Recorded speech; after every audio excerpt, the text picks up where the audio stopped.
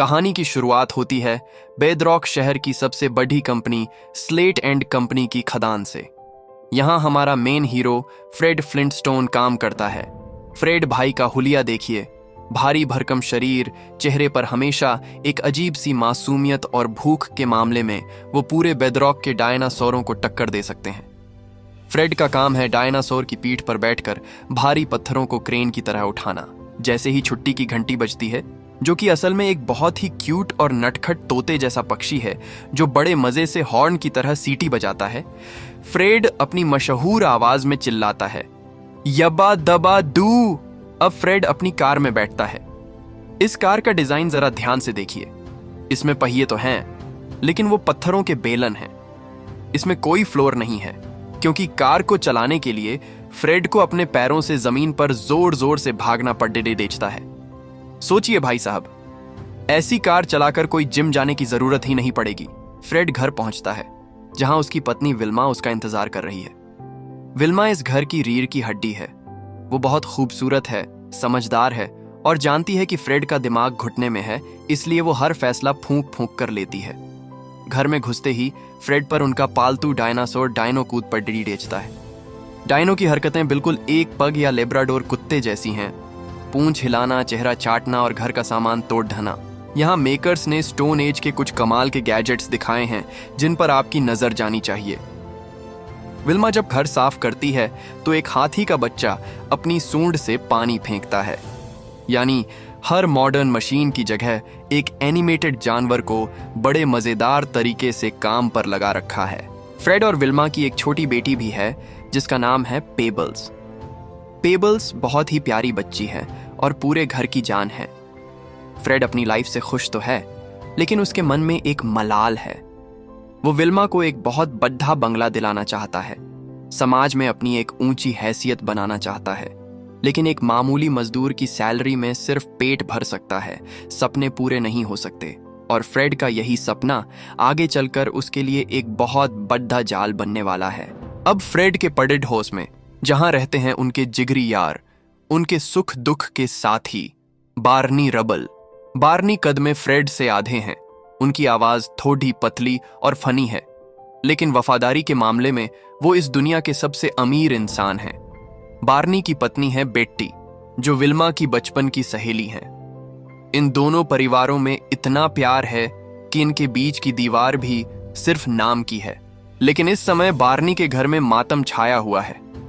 वजह, बार्नी और बेट्टी काफी समय से एक बच्चा गोद लेना चाहते हैं क्योंकि उनके अपने बच्चे नहीं हो पा रहे हैं। लेकिन बेदरॉक के एडॉप्शन सेंटर का कानून बहुत सख्त है। वहां बच्चा गोद लेने के लिए एक बहुत बड़ी रकम सिक्योरिटी डिपॉजिट के रूप में जमा करनी पड़ती है, जो बेचारे बार्नी के पास नहीं है। बार्नी निराश है कि वो कभी बाप नहीं बन पाएगा। अब यहां फ्रेड का असली कैरेक्टर सामने आता है। फ्रेड को याद आता है कि उसने अपनी जिंदगी भर की मेहनत की कमाई, जो उसने विल्मा से छुपाकर फ्यूचर फंड के रूप में एक डिब्बे में बंद करके पत्थरों के नीचे छुपा रखी थी, वो सारा पैसा उसके पास है। वो पैसा फ्रेड और विल्मा के नए घर के सपने के लिए था। लेकिन फ्रेड अपने दोस्त के आंसू नहीं देख पाता। बिना एक पल सोचे फ्रेड वो भारी भरकम पत्थरों के सिक्कों से भरा डिब्बा लाता है और बार्नी के हाथों में थमा देता है। बार्नी हैरान रह जाता है।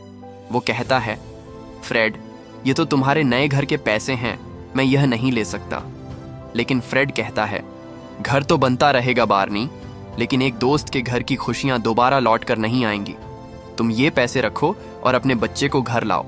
जब विल्मा को यह पता चलता है तो पहले तो वो भड़क जाती है कि फ्रेड ने उससे बिना पूछे इतनी राजानी रकम दे दी। लेकिन जब वो बार्नी और बेट्टी की आंखों में खुशी के आंसू देखती है तो उसका गुस्सा ठंडा हो जाता है और वो फ्रेड को गले लगा लेती है।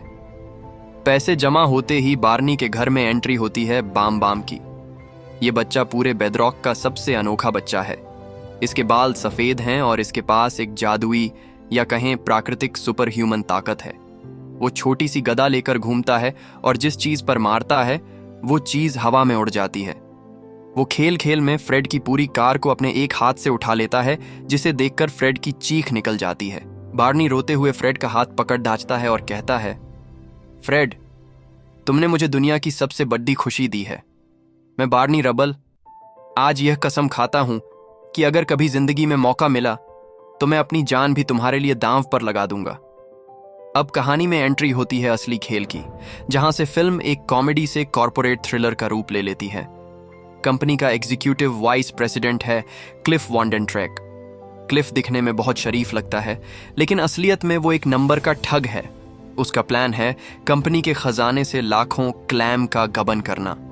उसने एक नई मशीन बनाई है जो मजदूरों का काम अकेले कर सकती है, जिससे वो सारे मजदूरों को कंपनी से निकाल सके और पूरा प्रॉफिट अपनी जेब में डाल सके।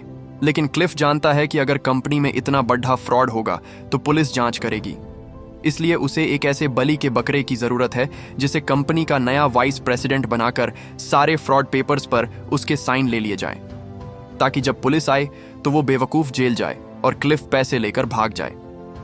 इस काम के लिए क्लिफ एक मास्टर स्ट्रोक खेलता है। वो कंपनी के सभी मजदूरों के लिए एक एप्टीट्यूड टेस्ट यानी लिखित परीक्षा का आयोजन करता है। वो अनाउंस करता है कि इस परीक्षा में जो भी मजदूर सबसे ज्यादा नंबर लाएगा उसे सीधे मजदूर की केबिन से उठाकर कंपनी का नया एग्जीक्यूटिव वाइस प्रेसिडेंट बना दिया जाएगा। सभी मजदूर जोश में आ जाते हैं। फ्रेड को लगता है कि अमीर बनने का इससे अच्छा मौका नहीं मिलेगा, लेकिन दिक्कत यह है कि फ्रेड ने पढ़ाई लिखाई में कभी ज्यादा दिमाग नहीं लगाया था। अब आता है परीक्षा का दिन। माहौल बिल्कुल किसी सरकारी एग्जाम जैसा है। फ्रेड और बार्नी एक ही बेंच पर अगल बगल बैठे हैं। उनके सामने पत्थर की आंसर शीट्स रखी हैं। फ्रेड पेपर देखता है और उसके तोते उड़ीडीडीएच जाते हैं। सवाल इतने कठिन हैं कि फ्रेड का दिमाग चकराने लगता है। दूसरी तरफ बार्नी, जो कि दिमाग का बहुत तेज है, वो सारे सवालों के सही जवाब फटाफट पत्थर पर लिख देता है। बार्नी जब फ्रेड का उतरा हुआ चेहरा देखता है तो उसका दिल पसीज जाता है। उसे याद आता है कि इसी फ्रेड ने उसके घर में खुशियां लाई थीं। बार्नी सोचता है अगर आज फ्रेड फेल हो गया तो उसका दिल टूट जाएगा। तभी एग्जामिनर का ध्यान भटकता है। बार्नी फुर्ती से अपनी पूरी की पूरी सही आंसर शीट फ्रेड की टेबल पर रख देता है और फ्रेड की खाली शीट अपने पास ले आता है। फ्रेड को लगता है कि बार्नी ने सिर्फ उसकी मदद की है। उसे यह नहीं पता होता कि बार्नी ने अपनी किस्मत ही फ्रेड के नाम कर दी है। जब परीक्षा का रिजल्ट आता है तो मानो बेदरॉक शहर में भूकंप आ जाता है। जिस फ्रेड को लोग ट्रेन चलाने के लायक भी नहीं समझते थे, उसने पूरे एग्जाम में टॉप किया है। क्लिफ जब फ्रेड का प्रोफाइल देखता है तो मन ही मन हंसता है। वो सोचता है, वाह, मुझे जैसा मूर्ख चाहिए था, ये तो बिल्कुल वैसा ही है। क्लिफ तुरंत फ्रेड को वाइस प्रेसिडेंट की कुर्सी पर बैठा देता है। अब फ्रेड भाई की जिंदगी पूरी तरह बदल चुकी है। उनका नया केबिन देखिए। कमरा इतना बड़ा है कि उसमें एक छोटा मोटा प्लेग्राउंड आ जाए। और उनकी सेक्रेटरी बनी है खुद शेरोन स्टोन, जो फ्रेड को अपने जाल में फंसाने की कोशिश करती है ताकि वो पेपर्स को बिना पढ़े साइन करता रहे। फ्रेड के केबिन में एक खास पक्षी है जिसे डिक्टा बर्ड कहते हैं। यह पक्षी बहुत चालाक है। इसका काम है केबिन में होने वाली हर बातचीत को हूबहू रिकॉर्ड कर लेना। इधर फ्रेड का लाइफस्टाइल 180 डिग्री बदल जाता है। वो विल्मा के लिए बड्ढे बड्ढे हीरों और पत्थरों के हार खरीदता है। वो लोग पुराना घर छोड़कर बेदरॉक के सबसे पॉश इलाके में एक आलीशान विला में शिफ्ट हो जाते हैं। फ्रेड अब अपनी पुरानी उबरडेज खाबडेज कार छोड़कर एक लंबी लग्जरी लिमोजिन कार में घूमता है। लेकिन दोस्तों, पैसा और कामयाबी अगर बिना मेहनत के अचानक मिल जाए तो वो इंसान की बुद्धि को सबसे पहले भ्रष्ट करती है। फ्रेड के साथ भी यही हुआ। वो धीरे धीरे अपने पुराने दोस्तों को भूलने लगा। तभी सीन में आता है एक बद्धा दुखद मुद्दा। बार्नी, जिसने फ्रेड के लिए अपनी आंसर शीट बदली थी, वो उस एग्जाम में सबसे कम नंबर पाने की वजह से कंपनी के नियमों के मुताबिक नौकरी से निकाल दिया जाता है। बार्नी बेरोजगार हो जाता है। क्लिफ अब अपना असली गेम खेलता है। वो फ्रेड के केबिन में आता है और कुछ पेपर्स रखकर कहता है, फ्रेड, कंपनी की भलाई के लिए हमें कुछ कर्मचारियों को नौकरी से निकालना होगा। इस पर अपना अंगूठा लगाओ। फ्रेड अपनी पावर के नशे में अंधा हो चुका है। वो बिना लिस्ट पढ़े सीधे उस पेपर पर साइन कर देता है। उसे यह अंदाजा भी नहीं होता कि उस लिस्ट में सबसे पहला नाम उसके अपने भाई बार्नी रबल का था। बार्नी रबल की हालत अब बहुत खराब हो चुकी है। उसका घर नीलाम हो जाता है और उसके पास रहने की कोई जगह नहीं बचती। बार्नी, बेटी और नन्हे बाम बाम को लेकर फ्रेड के इस नए आलीशान बंगले में मदद मांगने आता है। फ्रेड उन्हें अपने घर में रख तो लेता है, लेकिन उसके बात करने का तरीका अब पहले जैसा नहीं रहा। वो बार्नी को नीची नजर से देखने लगता है। एक रात डाइनिंग टेबल पर जब सब खाना खा रहे होते हैं तो फ्रेड बार्नी का मजाक उड़ाते हुए कहता है, बार्नी, तुम्हें लाइफ में मेरी तरह बड़ा सोचना चाहिए, तुम हमेशा छोटे ही रह गए। ये बात बार्नी के दिल पर तीर की तरह लगती है। बार्नी का स्वाभिमान जाग उठता है। बार्नी भरी आंखों से फ्रेड की तरफ देखता है और कहता है, फ्रेड, मुझे तुम्हारी इस आलीशान जिंदगी से कोई जलन नहीं है। मुझे दुख इस बात का है कि इस पैसे ने मेरे उस दोस्त फ्रेड को मार डाला जो कभी मेरे लिए अपनी जान देता था। तुम बदल गए हो फ्रेड, और मुझे तुम्हारी यह भीख नहीं चाहिए।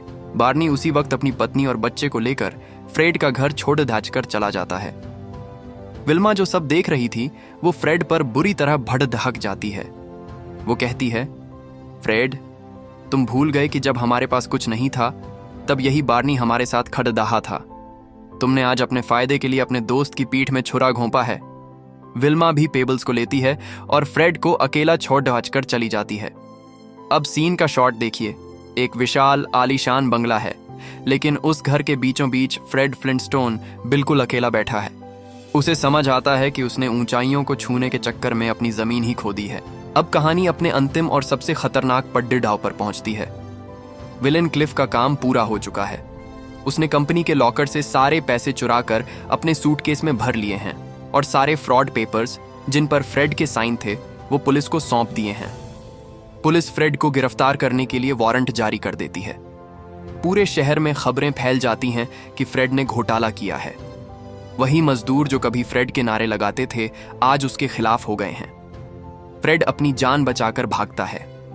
भागते भागते वो एक छोटे से रेस्तरां के पास पहुंचता है, जहां वो देखता है कि बार्नी अपनी भूख मिटाने के लिए एक मामूली वेटर की नौकरी कर रहा है। फ्रेड का दिल टूट जाता है। वो बार्नी के पैरों में गिर जाता है और फूट फूट कर रोने लगता है। फ्रेड कहता है, बार्नी, मुझे माफ कर दो, मैं घमंड में अंधा हो गया था, आज मेरे पास कुछ नहीं है। यहां बार्नी रबल की वो महानता दिखती है जो आज के जमाने में ढूंढने से भी नहीं मिलेगी। बार्नी फ्रेड को उठाता है, गले लगाता है और कहता है, फ्रेड, तुम मेरे भाई हो। और इसी मोमेंट पर बार्नी उसे वो सबसे बड़ा सच बताता है कि एग्जाम में फ्रेड नहीं बल्कि बार्नी टॉप आया था। फ्रेड को समझ आता है कि वो जिसे अपनी काबिलियत समझ रहा था वो असल में उसके दोस्त का उसके लिए किया गया त्याग था। लेकिन ट्विस्ट अभी बाकी है। विलेन क्लिफ को पता चल जाता है कि फ्रेड और बार्नी सच के करीब पहुंच चुके हैं। वो फ्रेड और बार्नी को चुप कराने के लिए एक बहुत ही घिनौना कदम उठाता है। वो फ्रेड की बेटी पेबल्स और बार्नी के बेटे बाम बाम को किडनैप कर लेता है। क्लिफ का प्लान है कि वो बच्चों को उस मशीन के पास छोड़ देगा और साथ ही उस जासूसी डिक्टा बर्ड को पिंजरे में कैद करके हमेशा के लिए शहर से दूर भेज देना चाहता है, ताकि वो किसी के सामने बोल न सके, क्योंकि उस चिड़िया ने क्लिफ की सारी प्लानिंग अपने दिमाग में रिकॉर्ड कर रखी है। अब शुरू होता है इस फिल्म का असली हाई वोल्टेज क्लाइमैक्स। फ्रेड और बार्नी को जैसे ही पता चलता है कि उनके बच्चे खतरे में हैं, वो अपने गिले शिकवे भूलकर एक हो जाते हैं। मशीन चालू हो चुकी है। क्लिफ के गुंडे फ्रेड और बार्नी पर हमला कर देते हैं। यहां फ्रेड अपनी पुरानी फॉर्म में वापस आता है। वो अपनी क्रेन का इस्तेमाल करके क्लिफ के गुंडों की गाड़ियों के आगे बड़े बड़े पत्थर रख देता है और उनका रास्ता पूरी तरह ब्लॉक कर देता है। बार्नी फुर्ती से मशीन के गियर्स के अंदर कूद जाता है ताकि उसे बंद कर सके, लेकिन मशीन का लीवर जाम हो चुका है। तरल पत्थर बस बच्चों पर गिरने ही वाला होता है कि तभी हमारे नन्हे सुपर हीरो बाम बाम को गुस्सा आ जाता है। वो अपनी छोटी सी गदा उठाता है और पूरी ताकत से मशीन पर दे मारता है। बाम बाम की ताकत की वजह से वो विशालकाय मशीन अंदर से चरमराने लगती है और जाम हो जाती है। क्लिफ अपना सूटकेस लेकर भागने की कोशिश करता है, लेकिन फ्रेड उसे देख लेता है। फ्रेड एक बहुत बड़ा गोल पत्थर क्लिफ की तरफ रोल कर देता है। क्लिफ का पैर फिसलता है और वो सीधे जाकर उसी कंक्रीट के मिक्सचर में गिर जाता है। कुछ ही सेकंड्स में वो सारा लिक्विड क्लिफ के ऊपर जम जाता है और क्लिफ खुद एक पत्थर के स्टैच्यू में बदल जाता है। इसी बीच शेरोन स्टोन का दिल पिघल जाता है। वो बच्चों की मासूमियत देखकर क्लिफ का साथ छोड़ डीएच देती है और उस डिक्टा बर्ड को बचाकर पुलिस के हवाले कर देती है। वो चिड़िया पुलिस के सामने क्लिफ की आवाज में सब कुछ सच सच उगल देती है। पुलिस फ्रेड पर लगे सारे इल्जाम वापस ले लेती है। इस बड़े धमाके और सच के सामने आने के बाद कंपनी के असली मालिक फ्रेड के पास आते हैं। वो फ्रेड की बहादुरी से इतने खुश होते हैं कि वो फ्रेड के सामने एक बहुत बद्धा ऑफर रखते हैं। वो कहते हैं, फ्रेड, तुमने न सिर्फ कंपनी को बचाया बल्कि इस बड्ढे विलन का पर्दाफाश भी किया। मैं तुम्हें इस कंपनी का नया प्रेसिडेंट नियुक्त करता हूं। लेकिन दोस्तों, जो फ्रेड आज हमारे सामने खड़ रहा था, वो जिंदगी का सबसे बद्धा सबक सीख चुका था। वो मुस्कुराता है, बार्नी का हाथ पकड़ता है और मालिक से कहता है, धन्यवाद सर, लेकिन मुझे ये बद्दी कुर्सी नहीं चाहिए। मैंने देख लिया कि ज्यादा पैसे के चक्कर में इंसान अपने अपनों से दूर हो जाता है। मुझे मेरी वो पुरानी क्रेन ऑपरेटर की नौकरी ही वापस दे दीजिए। मैं अपने भाई बार्नी के साथ काम करके ही खुश हूं। मेरी असली दौलत मेरा ये परिवार और मेरा ये दोस्त है। फ्रेड का यह जवाब सुनकर सारे मजदूर खुशी से झूम उठती है। इसके साथ ही मालिक मजदूरों के लिए एक नई पॉलिसी की घोषणा करते हैं। अब से मजदूरों को हफ्ते में 2 दिन यानी वीकेंड की छुट्टी मिलेगी। फिल्म के आखिरी सीन में सब कुछ पहले जैसा खुशहाल हो जाता है। फ्रेड और बार्नी फिर से पड़ी होसी हैं। फ्रेड अपनी पुरानी कार में बैठता है, पैरों से धक्का मारता है, कार स्पीड पकड़ देती है और फ्रेड हवा में अपना हाथ लहराकर पूरे जोश से चिल्लाता है, यब्बा दब्बा डो। और इसी खूबसूरत नोट के साथ ये क्लासिक फिल्म यहीं पर खत्म हो जाती है। तो मेरे प्यारे दोस्तों, ये थी द फ्लिंटस्टोन्स की एक मजेदार कहानी। इस सफर में हमने देखा कि पैसा आता है और जाता है, लेकिन जो लोग आपके बुरे वक्त में आपके साथ खड़े थे, वही आपकी असली संपत्ति है। कभी भी कामयाबी के नशे में अपने उन दोस्तों को मत भूलना जिन्होंने आपकी खुशियों के लिए खुद को पीछे रख दिया। आपको यह मूवी एक्सप्लेनेशन कैसा लगा? मुझे नीचे कमेंट सेक्शन में अपनी राय जरूर दीजिएगा। वीडियो को लाइक कीजिए, अपने बचपन के दोस्तों के साथ इसे शेयर कीजिए, और हाँ, अगर चैनल को अब तक सब्सक्राइब नहीं किया है तो जल्दी से वो सब्सक्राइब का बटन दबा दो, वरना हमारा प्यारा सा डायनासोर आपसे नाराज हो जाएगा और आपके हिस्से के सारे बर्गर खा जाएगा। मिलते हैं अगले वीडियो में, तब तक के लिए बाय बाय और बोलते रहिए याबा डाबा डू।